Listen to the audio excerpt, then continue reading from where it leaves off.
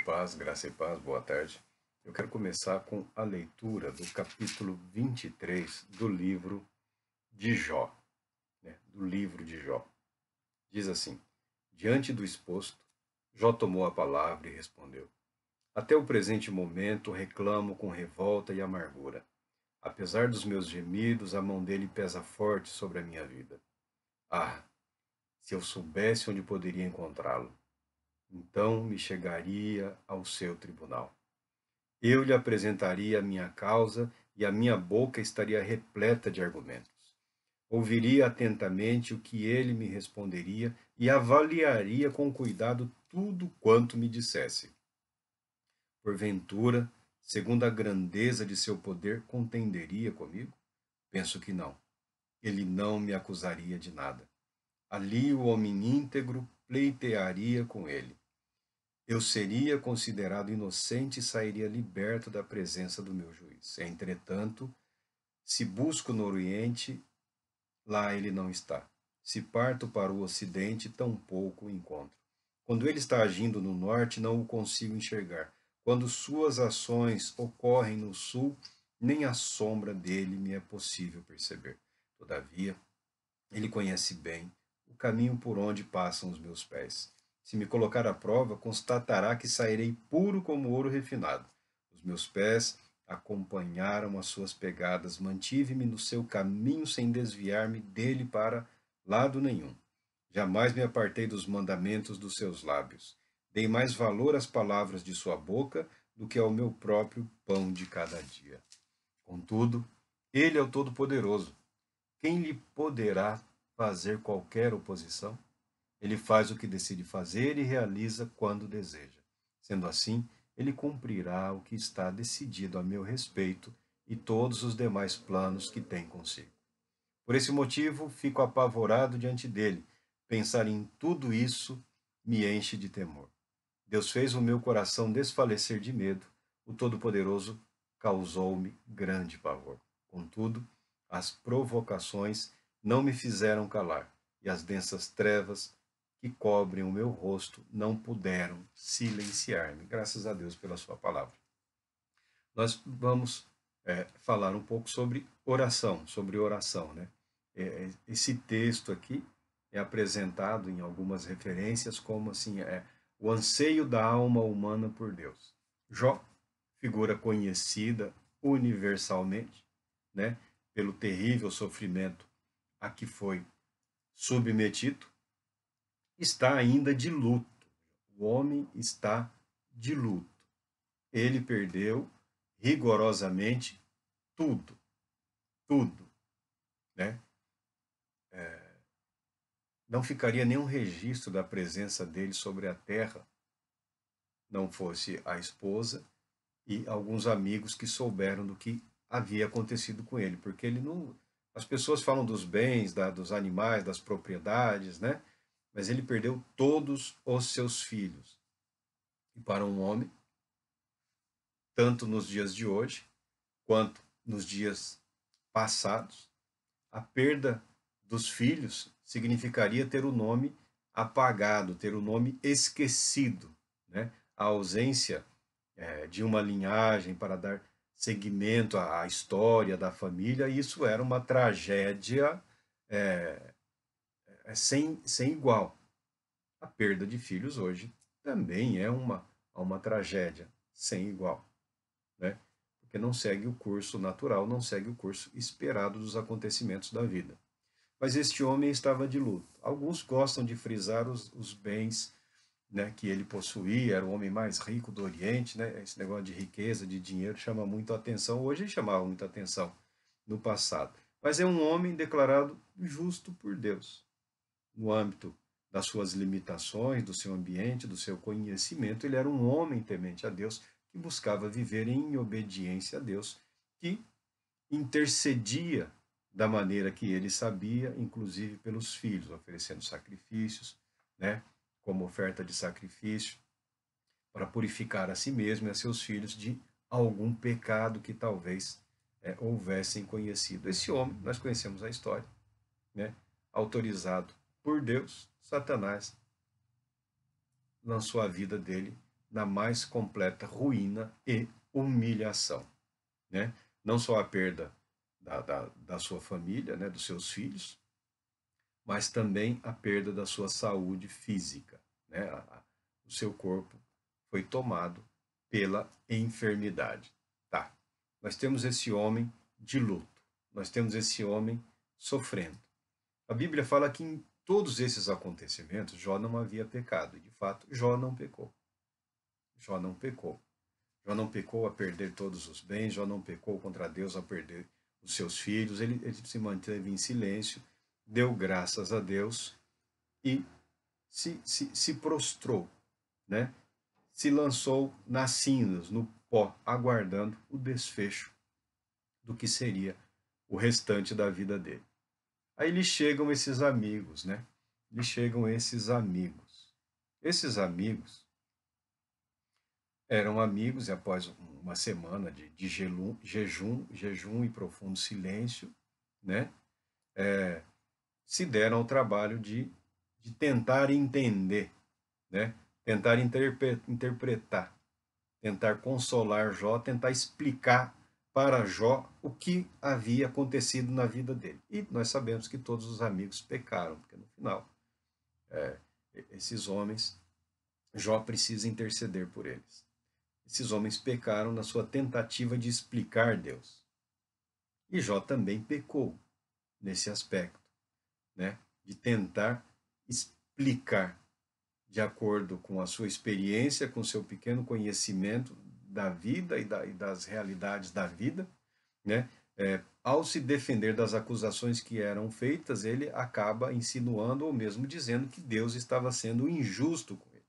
E Jó, nesse texto aqui, que para mim é um texto muito bonito, esse desejo dele é solene, a linguagem está carregada de amargura, de ressentimento, uma raiva que, né, uma raiva que ele tenta conter e ao mesmo tempo ele expressa na arrogância, né, das palavras dele, dizendo que deseja um lugar para se encontrar com Deus, para apresentar a causa dele. Porque se Deus analisasse cuidadosamente a vida dele, quem ele era, né, Deus não o castigaria, Deus não o puniria. Este anseio, esse desejo, apesar de carregado de mágoa, de ressentimento, de estar ali praticamente nu diante dos amigos, que agora estavam se transformando em acusadores, porque de consoladores, né, se tornaram juízes, né? Então, as únicas pessoas que lá foram para confortá-lo no momento da angústia se transformaram em juízes. Isso acontece muito, né? A pessoa, você está doente, teve um infortúnio, né? A pessoa vai te visitar, você pensa que vai só marcar a presença, dizer, ó, conta com as minhas orações, Deus vai te abençoar, tenha firme, né? A pessoa levanta, olha para sua cara e fala, mas que você fez para que Deus tenha permitido essa tragédia na sua vida, né? Aí dá vontade de falar, o que eu fiz foi ter aberto a porta da minha casa para um imbecil como você. Mas isso somos nós hoje, né? Jó tinha que se comportar de acordo com as regras, né? Com o cerimonial de um anfitrião, muito embora ele não tivesse mais nada, né? Ele deveria tratar as pessoas que ele recebiam, né? Que o foram visitar, ele devia tratar a visita de uma maneira sempre respeitosa, de uma maneira que concordasse com as práticas, né, do antigo Oriente. Hoje, eu prefiro perder um falso amigo, tá?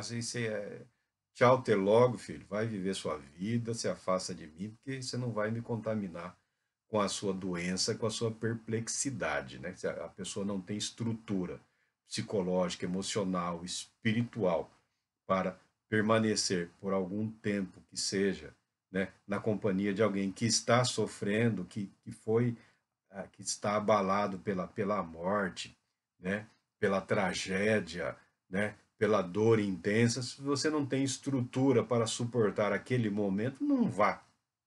Não vá atrapalhar a vida do outro. Deixa que Deus preparará as pessoas adequadas, as pessoas capazes, né, de produzirem, de gerarem a sensação de conforto, de confiança, de esperança, mesmo em situações terríveis. Mas acontece que na vida de Jó, tudo isso foi preparado por Deus, porque Deus tinha um propósito específico para a vida dele e para a nossa, né? Jó não está orando. Jó não está orando. Jó não está num momento de devoção, de comunhão. Jó está debatendo. Jó está angustiado. Jó está aflito. Mas ainda assim, essa aflição não é desconhecida de Deus. Por que esse texto, para começarmos a falar de oração? Porque eu, pessoalmente, tenho sérias dificuldades de acatar, né, alguns manuais, entre aspas, né, que se vendem, que se divulgam. É claro que é preciso uma certa preparação. É claro que para um momento de comunhão, né, para um momento de devoção, há uma certa preparação. E todos têm lá o seu ritual pessoal. Cada homem, cada mulher tem o seu momento, tem o seu jeito de se preparar para se apresentar diante de Deus, para a sua rotina, para o seu devocional de comunhão com Deus, né? Com o Espírito Santo de Deus, incluindo a oração, né? Tem quem tenha momentos em separados, né? O momento para meditação, o momento para oração, né? O momento para interceder, né? Mas nós estamos falando aqui de um momento, de um período em que você se dispõe a estar com Deus. Porque a espiritualidade é você exercer o direito que tem em Cristo Jesus, né, de estar em comunhão com o Pai. É um direito que lhe foi conquistado. É uma bênção, é um presente que lhe foi dado. Isso transcende a questão da oração. A comunhão inclui a oração, mas a comunhão vai além do ato de orar. A pessoa que ora acaba manifestando ou entrando, né, ou desenvolvendo, ou se aprimorando nesse ato de comunhão com o Pai. Mas a pessoa que desenvolve essa comunhão com o Pai, ela fatalmente ora. A oração não é necessariamente, né, o processo de apresentar-se para. A oração, ela passa a ser um exercício diário, né, em favor da sua própria vida, em favor de outras pessoas, intercedendo, abençoando, clamando, aproveitando, né, da sua consciência, do seu estado de consciência, de saber que você é ouvido por Deus. Alguns dizem que Deus não ouve certas pessoas que não são cristãos, né, ou que não ouve a pessoa. Olha, eu não gosto de entrar nesse mérito. Se assim o for, recai sobre esses indivíduos a responsabilidade de orar por aproximadamente uns 5 bilhões de não cristãos no planeta. Seria insinuar que Deus não é Deus para ele, para a humanidade, para a sua criação. Então nós vamos deparar, né, no processo de dedicação, de oração, de comunhão, com uma série de ideias, com uma série de conceitos, com uma série de doutrinas menores que tentam diminuir a pessoa de Deus e elevarem muito o indivíduo que crê, o indivíduo cristão. Eu, eu já deixei claro, eu não gosto desta perspectiva, né? O cristão deve aproveitar as prerrogativas, né, que por nós foram conquistadas por Cristo Jesus. Uma delas é a oração. É o estado de consciência, é o sabermos que somos ouvidos, que não somos invisíveis para Deus. Esse é a primeira consequência, é o primeiro ato, esse é o primeiro estado de consciência. Eu, você, a minha vida, a nossa vida, a vida do outro, nós não somos ocultos de Deus. Ainda que acreditemos que Deus se ocultou de nós por algum motivo, em algum determinado momento da vida, como o Jó aqui, ele fala que ele clama, que ele busca, que ele anseia, que ele deseja, mas na mente dele, na perspectiva dele, é como se Deus estivesse fugindo. Ele não saiu, ele não foi para lugar nenhum. Ele estava ali onde chegaram as notícias, ali ele ficou. Mas ele, no seu falar, no seu expressar, ele fala: quando eu vou para o norte, não o encontro. Quando volto para o sul, ele não está lá. Né? Tentando argumentar que, mesmo que se eu subisse aos céus, não o encontraria. Ou seja, ele não consegue. Na mente dele, ele está oculto. Deus não se importa, Deus não tem conhecimento dele. Deus nada sabe a respeito dele. E se Deus agiu em relação a ele, Deus agiu equivocadamente, porque, na perspectiva dele, ele não merecia aquele sofrimento, ele não merecia aquela humilhação. Os amigos, agora juízes, julgadores, estavam completamente errados. E ao tentar apresentar os seus motivos, ao tentar provar a sua inocência diante dos homens, ele acaba trazendo sobre si, sobre a própria vida, uma pressão tremenda, porque ele acaba insinuando que ele é justo e que ele é capaz de convencer a Deus de que Deus não está sendo justo com ele. Esse é um estado na vida do homem, na vida da mulher, na vida daquele que crê, que eu entendo que deve ser apresentado a Deus em oração. Eu prefiro aceitar que você deve orar, que é importante que você ore, não considerando o quadro ou estado emocional em que você se encontra. Porque a meditação, a oração, a devoção, o buscar a comunhão com Deus, ainda que você esteja profundamente magoado ou ferido, porque você tem na sua mente uma concepção de Deus, você aprendeu sobre Deus, você reconhece que Deus é todo-poderoso, e na nossa mente, todo-poderoso significa que ele pode fazer, que ele poderia, que ele pode fazer todas as coisas, inclusive nos livrar de todos os sofrimentos da nossa vida. E muito da nossa frustração, da nossa decepção, da nossa amargura, do nosso ressentimento, né, que às vezes levam algumas pessoas até perto de expressar uma indignação, um ódio ali contido que está sendo fomentado ainda como a pessoa está amargurada, tomada de mágoa, de ressentimento, né? Porque Deus permitiu isso, ainda que não fale, porque Deus permitiu, porque na minha vida. Essa situação, esse momento não deve ficar em oculto de Deus. Na minha concepção, você não só deve, como também é importante que você se apresente diante de Deus, ainda que seja para receber dele o devido auxílio e conforto no momento do luto, para que você possa fazer uma transição mais segura, mais saudável nesses momentos difíceis.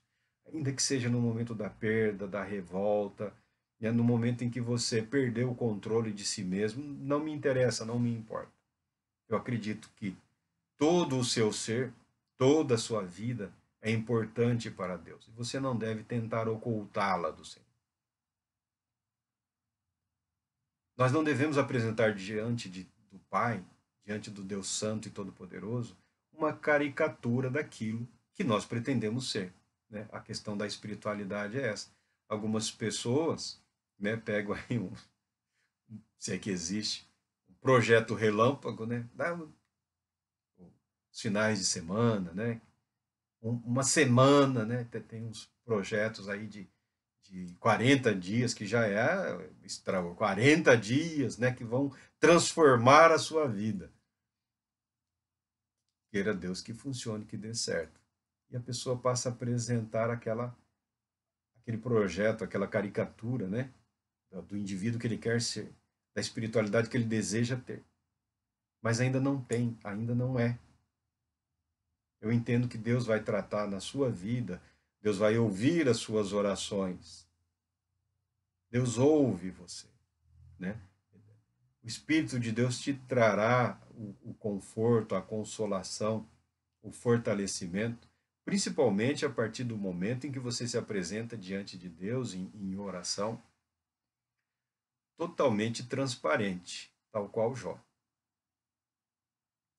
Nisso, o livro dos Salmos, na minha opinião, ele apresenta uma série, né, de circunstâncias, de momentos, de medo, de desespero, de ódio, de pedidos de livramento dos inimigos, né, da maledicência. Davi tinha uma preocupação com a maledicência, né, com o que os inimigos falavam contra ele, pedia proteção contra aqueles que planejavam o mal contra ele. Então, todas as circunstâncias da vida humana, das emoções, dos sentimentos, você encontra na Bíblia, na palavra de Deus, em especial de uma maneira poética, né? Porque foi o fato, o acontecimento foi trabalhado pela mente artística, inspirada pelo Espírito de Deus, e resultou numa bela expressão de adoração, de clamor, de reconhecimento e de gratidão a Deus. Ainda que você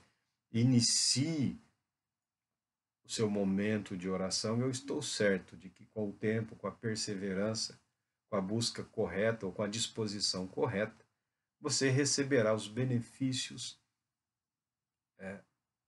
dessa vida, dessa prática, da oração, sabendo que Deus te ouve. Então, o anseio da alma humana por Deus. A nossa alma, o nosso espírito, o ser interior, ele precisa de Deus. Ele necessita de Deus. Quase todos os grandes embaraços na vida do ser humano é quando ele tenta substituir no seu íntimo, no seu ser, essa necessidade natural de Deus. Essa necessidade natural que o ser humano tem de Deus. Aí a pessoa tenta suprir por outras coisas, né? Vai desde a alimentação, dinheiro, normalmente seja posse e reconhecimento, né? É o eu em primeiro lugar. Não é esse o caminho que se apresenta. Então, como introdução a esse momento de falar da, da oração e sua importância na espiritualidade cristã, eu peguei um dos piores momentos. Eu peguei um dos piores momentos da vida de Jó. Um dos momentos em que ele está expressando a sua angústia, a sua amargura, o seu desespero. Ao contrário de Jó, em algum momento, Jó clama. Em algum momento, a mente de Jó é iluminada e ele chega a falar: Eu sei que o meu redentor vive e por fim se levantará. E depois descamba. Mas nós sabemos que o nosso redentor vive. Ele se levantou sobre a terra e ele está à destra do Pai. E ele nos enviou o Espírito do Pai. Nós temos advogado. Jó clamava por um. Nós temos um advogado. Nós temos um advogado, nós temos um conselheiro, nós temos um amigo fiel. Nós temos a quem recorrer em toda e qualquer situação, em toda e qualquer circunstância. Talvez, se a pessoa tivesse apresentado diante de Deus a situação em que se encontrava no início do problema, não tivesse chegado a uma situação desesperadora no final. Então, aprenda a ser totalmente sincero diante de Deus em oração ao apresentar-se a Ele. Os manuais, as temáticas, os temas, as orientações falam muito dos métodos, né, da posição, como se orava, como se ora, em pé, de joelhos, prostrado, né, deitado, né, com o rosto no chão, quer dizer, é totalmente uma demonstração de total submissão. Não estamos preocupados com isso. Agora não estamos preocupados com isso nesse momento. O conteúdo da oração, a verdade. a verdade de quem você é, a verdade do que você está vivendo, a verdade do que se apresenta na sua mente como proposta de viver. Seja sincero, seja verdadeiro. A oração ela é também um dever de todo aquele que crê. Né? Em Crônicas já foi dito: olhem para o Senhor e para a sua força, busquem sempre a sua face. O salmista fala: recorram ao Senhor e ao seu poder, busquem sempre a sua presença. Isaías fala: busquem o Senhor enquanto é possível achá-lo, clamem por ele enquanto está perto. Jeremias, nas Lamentações, ele escreveu: levantemos o coração e as mãos para Deus, que está nos céus, e digamos: levantemos as mãos. Oséias: preparem o que vão dizer e voltem para o Senhor. Peçam-lhe: perdoa todos os nossos pecados e por misericórdia recebe-nos para que te ofereçamos o fruto dos nossos lábios. Oséias é fascinante. Nesse ponto aqui, Oséias, eu vou pegar o conselho de Oséias. Né?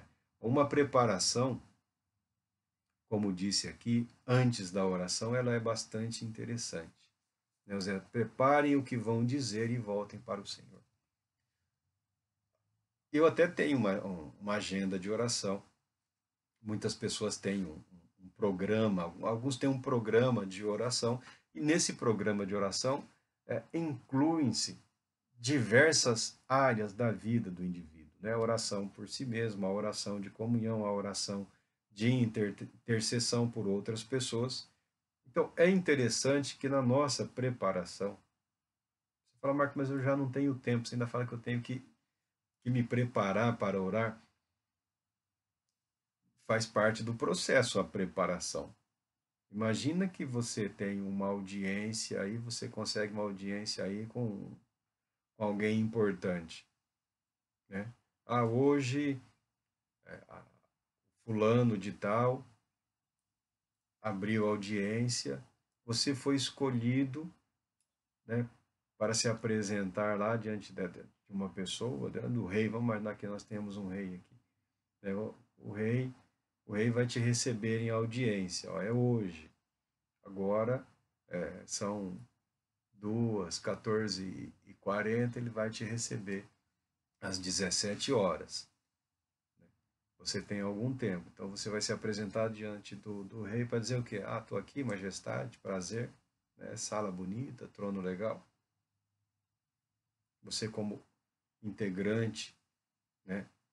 Como parte daquele reino, como servo daquele rei, você terá as suas queixas, você terá os seus pedidos, né? Em relação, se não a si mesmo, aos seus filhos, ou as suas propriedades, ou algum fato que ocorreu na sua vida, não é assim?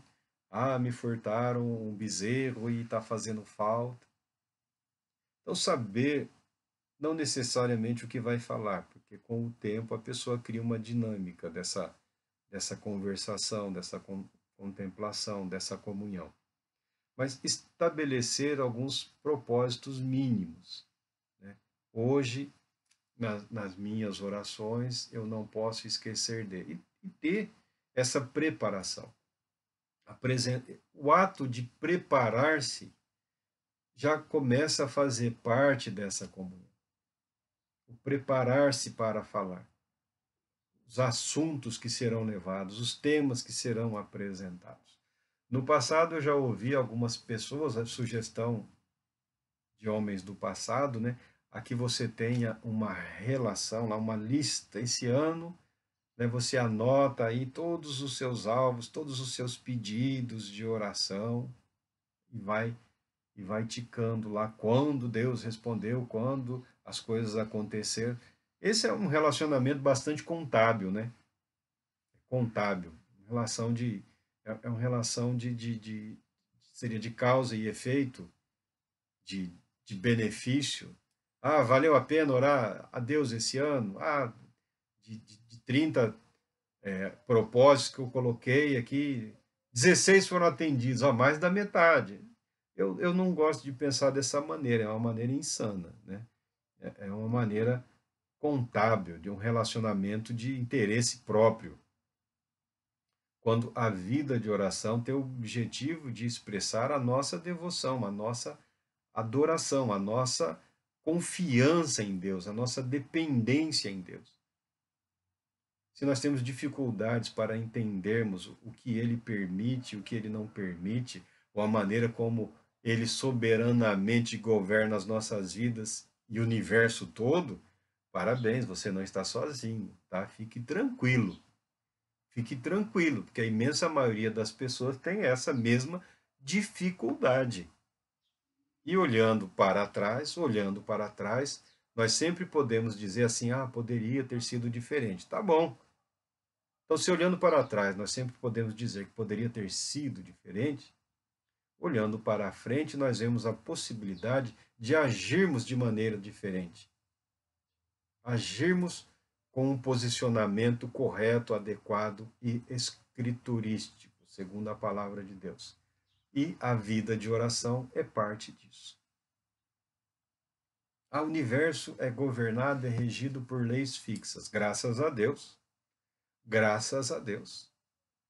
Graças a Deus que o universo não é governado, não é sustentado, não é gerido ou administrado pelos nossos pensamentos, que são fúteis, que são pequenos. Já pensou? Seria o inferno. O universo seria um inferno total, completo e absoluto se nós tivéssemos o poder, o domínio sobre as leis que governam a criação. A vida seria um completo caos. Nem vida provavelmente haveria. Deus reserva para si o direito que é dele, que é de ser soberano, de ser senhor, de governar. Mas se Deus é soberano e governa, por que eu preciso orar?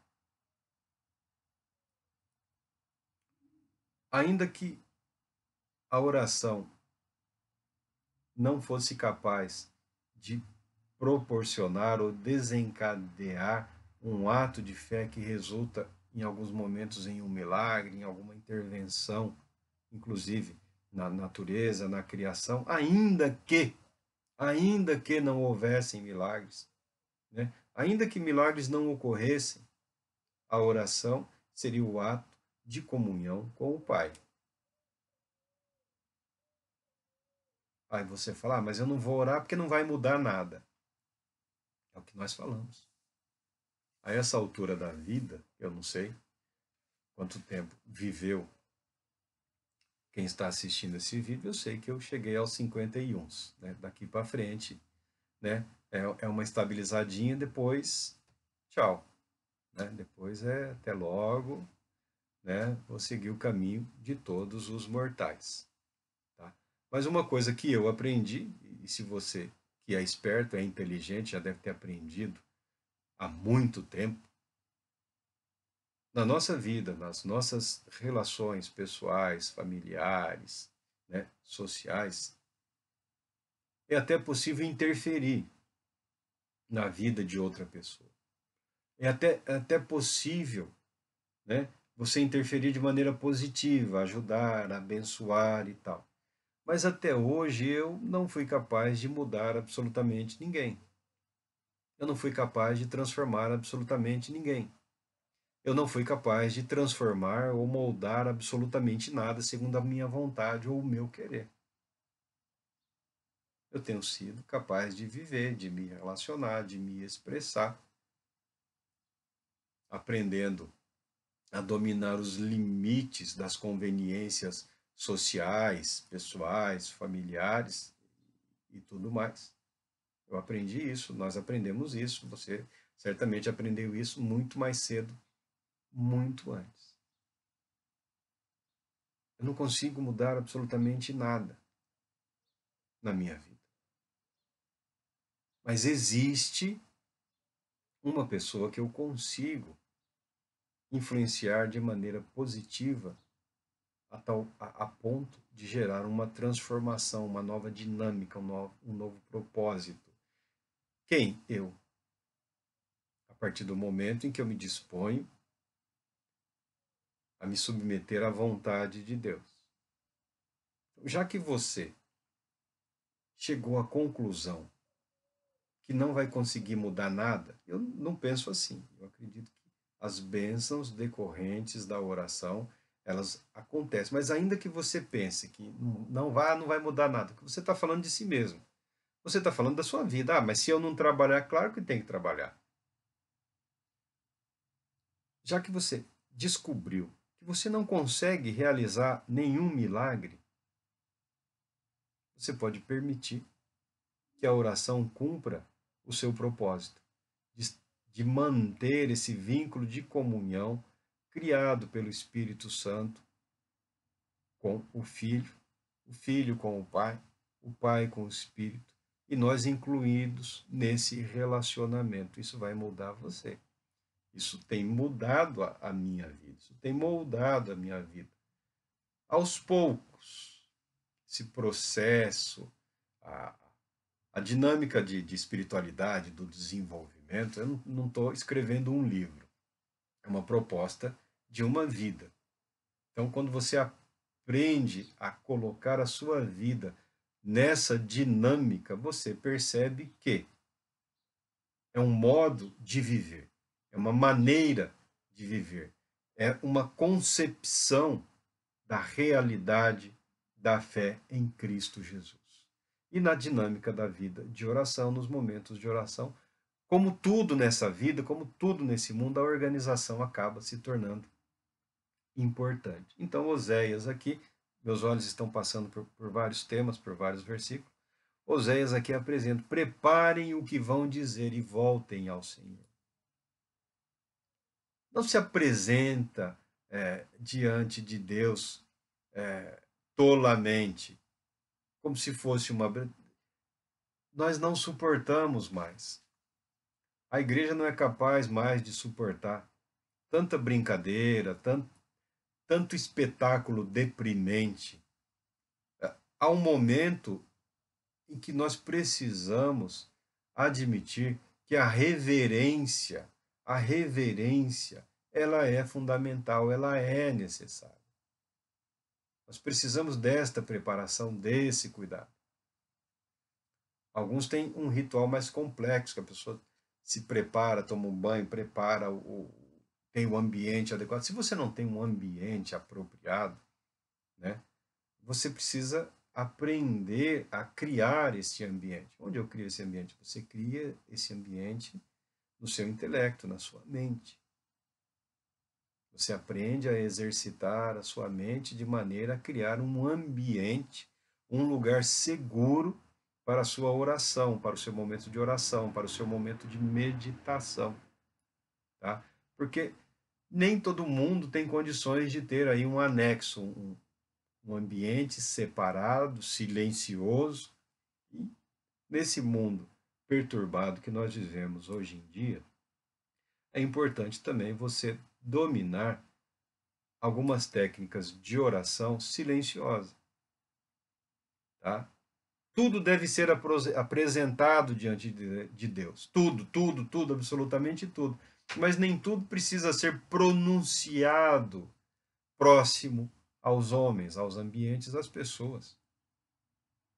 Tá? Você não precisa, você não deve expor a sua intimidade, a sua espiritualidade, a essência do seu ser, né? A sua busca, o seu clamor a ninguém a não ser a Deus. Se existir o ambiente apropriado em que isso é possível, excelente. Do contrário, é interessante que o cristão aprenda a exercitar a oração silenciosa, a dominar a própria mente, né, para orar silenciosamente, porque Deus a tudo perscruta, sonda, sabe, conhece. E esse exercício de controle dos pensamentos para o período, para o tempo de oração, é uma das disciplinas da espiritualidade. Paulo fala, né, aos Filipenses: não andem ansiosos, não andem ansiosos por coisa alguma, mas em tudo, pela oração e súplicas e com ação de graças, apresentem seus pedidos a Deus. A oração, a vida de oração, a meditação acaba sendo um medicamento, um remédio, um tratamento, uma terapia contra a ansiedade, a menos que a pessoa esteja completamente tomada por esse estado de desequilíbrio emocional, psicoemocional aí, ela precisa de uma ajuda, né? Ela precisa de tratamento, talvez até de medicação, de orientação médica, né? Para se recompor, para se reorganizar. Mas se você está aflito, nós chamamos de aflição, né? A ansiedade é uma expectativa, né? A pessoa está e além de uma expectativa, a ansiedade ela é a espécie de prima do medo. Ah, meu Deus, será que vai dar certo? Ah, Senhor, será? Ela acaba se tornando uma das ferramentas através das quais a incredulidade acaba invadindo a nossa vida, a nossa mente. Tá? Ter dúvidas, ter questionamento, ter momentos de ansiedade é normal. Por isso que o apóstolo Paulo fala, né? Não andeis ansiosos, não fica andando para lá e para cá. Não fica correndo de um lugar para o outro. Não fica batendo de porta em porta. Você não precisa ler todos os livros da face da terra, né? Você não precisa ouvir todas as pregações sobre esse tema.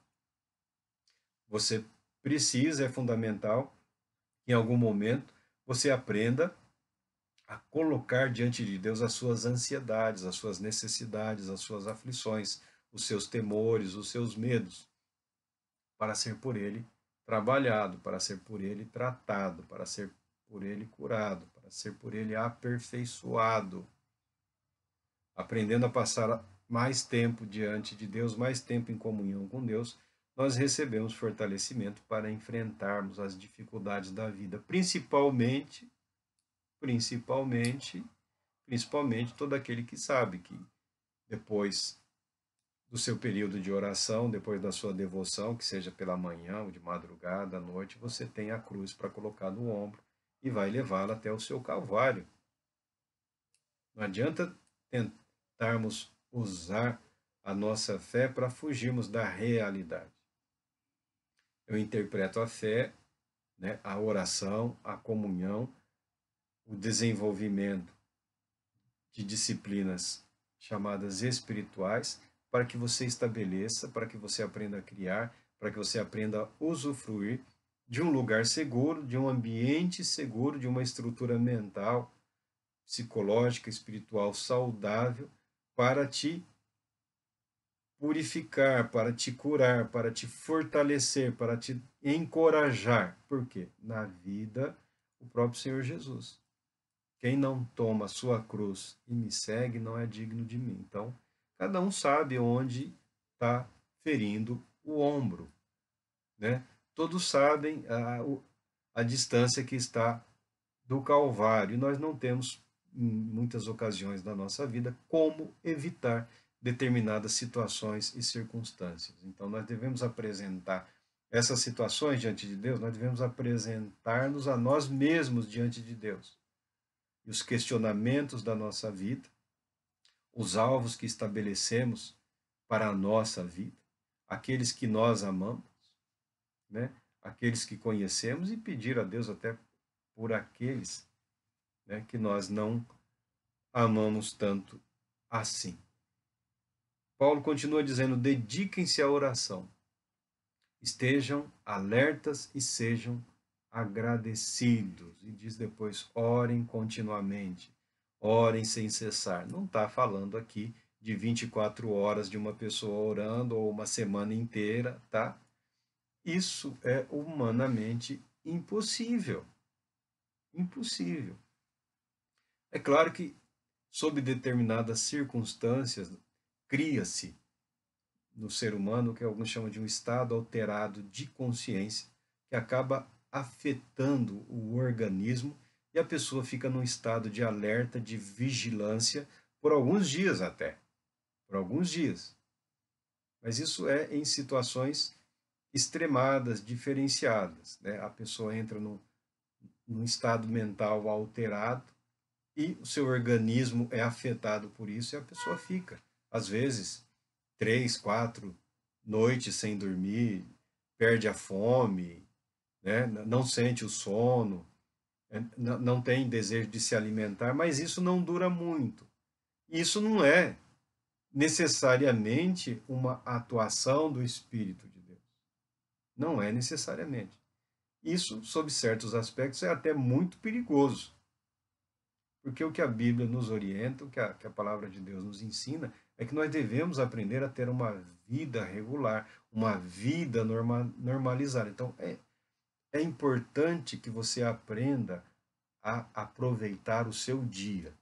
Você aprenda a aproveitar o seu hoje.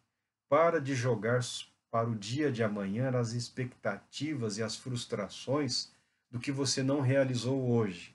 Se você tinha alvos de oração, se você tinha propósitos de oração e você não os cumpriu hoje, peça perdão a Deus e comece amanhã um novo dia com alguma sabedoria, compreendendo e entendendo as suas próprias limitações.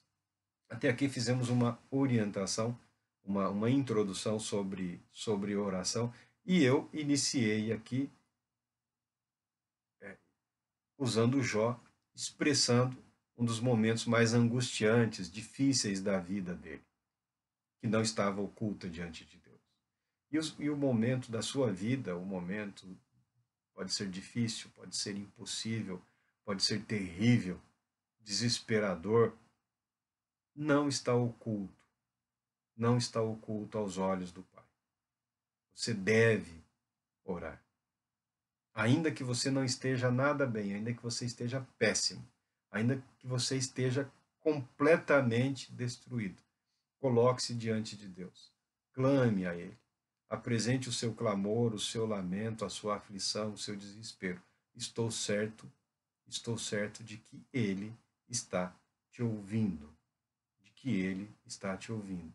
E o Espírito Santo, o Consolador, desempenhará o papel dele no consolo, no conforto, na edificação, capacitando você a suportar e a superar o momento difícil ou o momento praticamente impossível. Deus te abençoe